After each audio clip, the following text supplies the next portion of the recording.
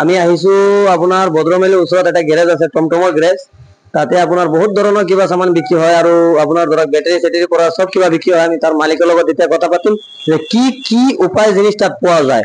এতিয়া আমি তাৰ মালিকৰ লগত কথা পাতি আছো। দাদা আপোনাৰ নামটো কি? কেতিয়া আহক আপুনি অলপ। আপোনাৰ নামটো কি? অজয় চক্ৰৱৰ্তী। অজয় চক্ৰৱৰ্তী। আপোনাৰ তাত মানে কি কি জিনিসৰ মানে কি কি গাড়ীৰ দাম হয়? টমটমৰ A to Z কাম হয়, কালাৰ চালাৰ ডেন্টিং, তাৰপিছত মেকানিক কাম যি আছে সকলো বস্তু পায়। আৰু সবতকৈ ফেচিলিটি যোনটো আছে এইটো সাৰ্ভিসিংটো ফ্ৰী, একদম ফ্ৰী।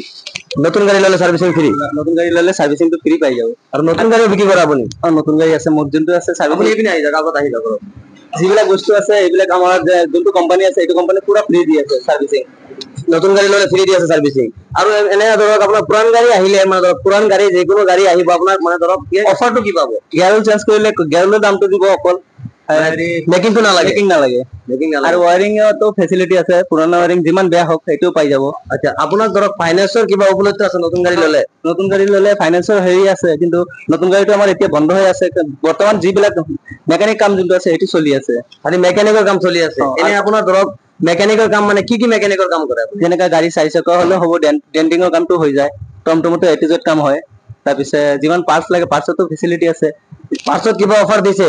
পাৰ্টছত এতিয়া যোনটো হোলচেল ৰেটৰ পৰা একদম হোলচেলত পাই যাব।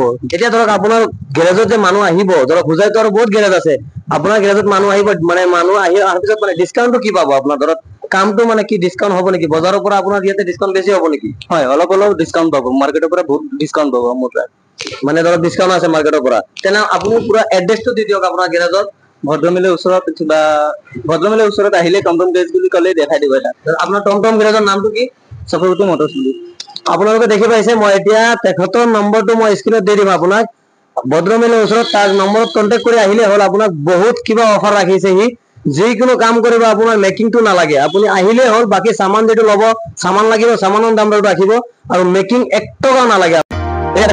গাড়ী গেৰেজ কিমান কেইটা গাড়ী লাইন লাগি আছে দেখিছে? মোটামুটি 8-10টা মান গাড়ী সদায় তাৰ দোকানত লাইন লাগি থাকে। আপোনাৰ তাৰ দোকানৰ ওচৰত ৰাস্তাটো দেখি আছে, ৰাস্তাটো এইটো ভদ্ৰমিলৰ ওচৰত লংকা যিটো দূৰ আছে এইটো ৰোডত আপোনাৰ। তাৰ দোকানৰ ওচৰতো বিল্ডিঙৰ দোকান।